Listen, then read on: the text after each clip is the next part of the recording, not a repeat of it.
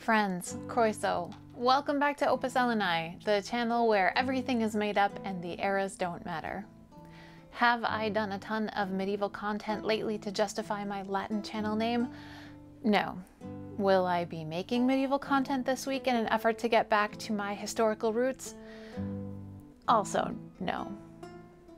Instead, in this video, I'll be working on another Edwardian project. And probably the next video, and the one after that, actually. I promise it's building to a pretty neat project in the end.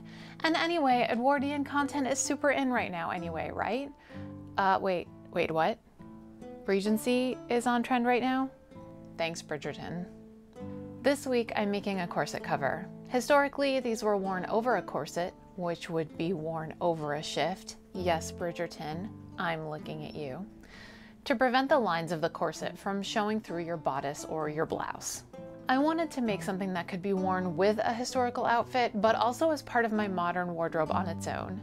I took a look at several extant corset covers as well as awesome patterns that are available and found instructions from the same 1912 sewing manual that my Edwardian skirt from last video came from on how to make a corset cover from an existing shirtwaist pattern, which honestly sounds exactly like something I would do. So grab your cuppa.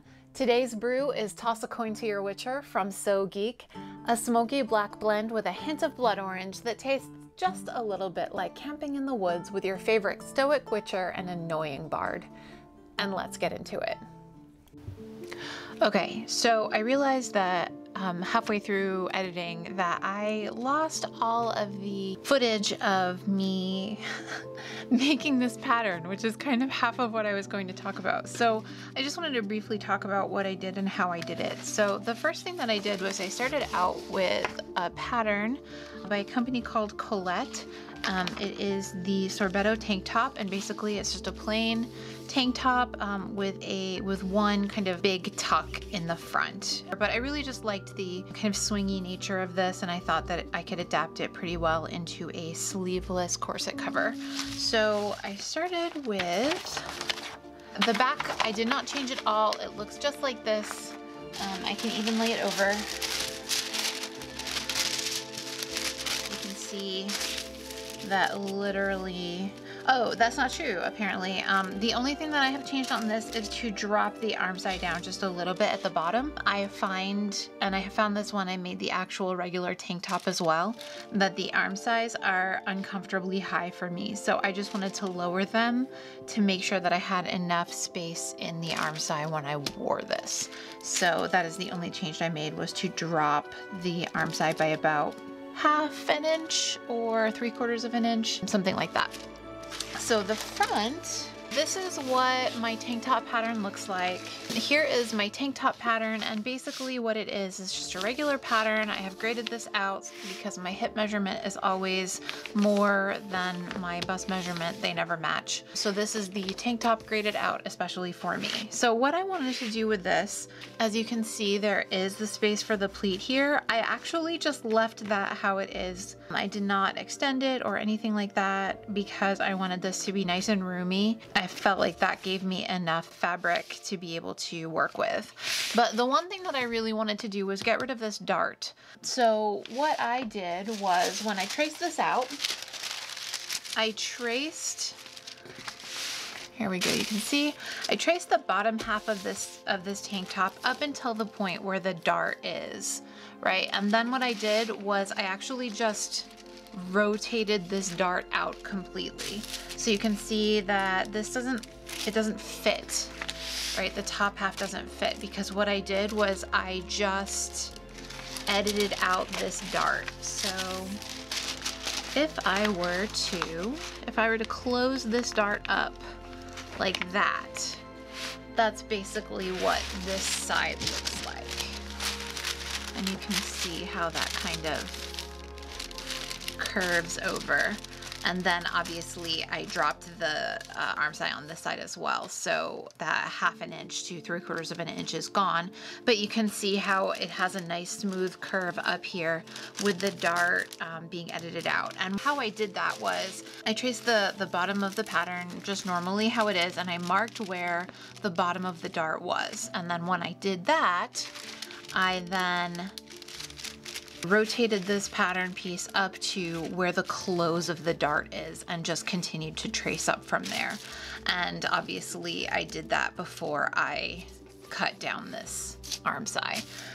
And then the only other thing that I did was I lowered the neckline. They have to sit above the corset line of the bust, but below the top of whatever top you're wearing with that particular corset. If it's a top that comes all the way up to your neck, that's not a big deal. If it is something that is a little bit more revealing, you still have to make sure that the corset cover sits below that neckline. So I did want to go ahead and drop that down just a little bit. So now, back to our regularly scheduled sewing content.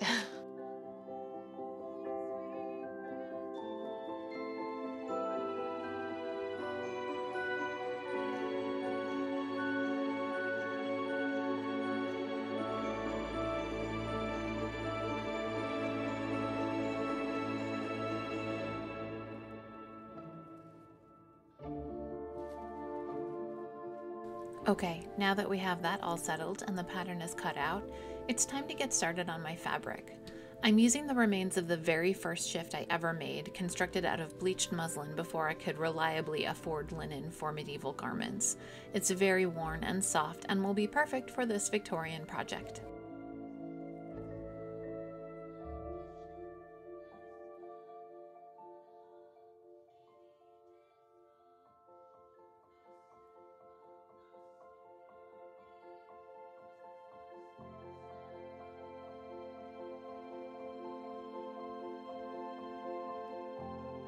Once the pieces are cut out, I'll sew up the front and back at shoulders and side seams. I've chosen not to finish the seams in any other way than pinking them because I'm curious to see how well that finishing will hold up to modern wear and washing.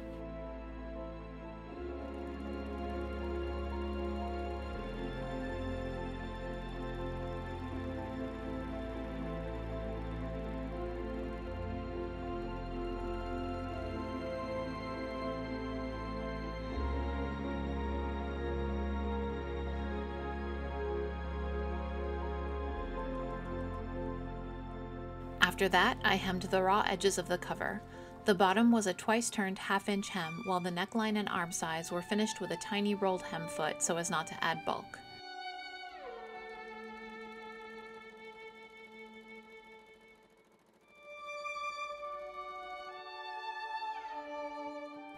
Stick around after the commercial break for all of the other finishing details. And we're back. For the neckline finishing, I took some white eyelet beading lace and sewed it around the neckline, easing it around the curves.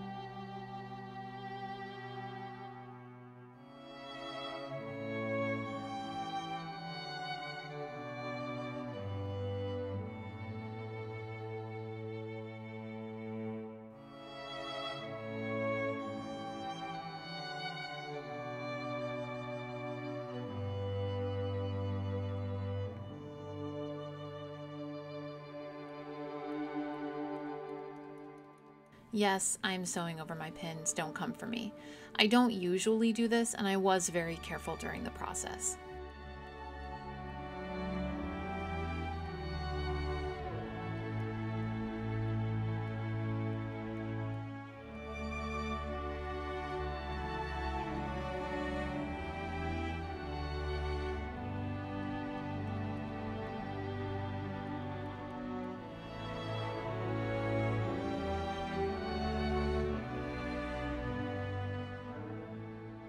When the lace is all secure, I took a lavender double-faced satin ribbon and threaded it through the beading lace. I'll be able to gather the front and tie it for that slightly poofy Victorian look.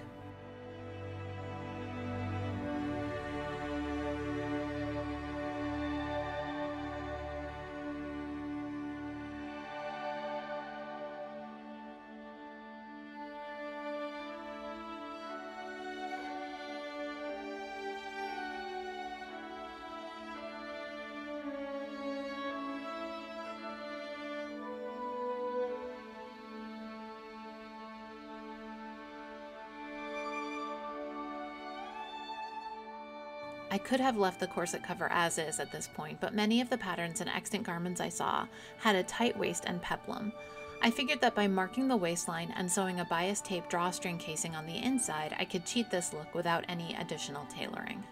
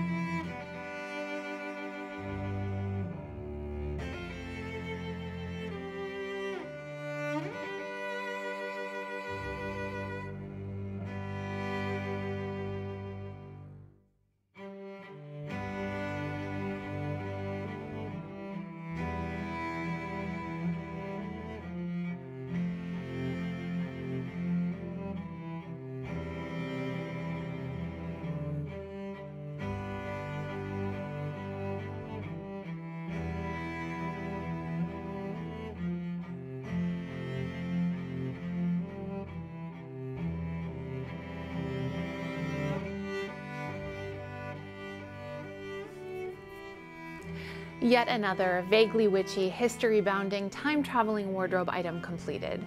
I'm really quite pleased with the way this came out, and I want to make approximately 1 million more of them in different colors and embellishments. At the very least, I plan to make a black one, definitely.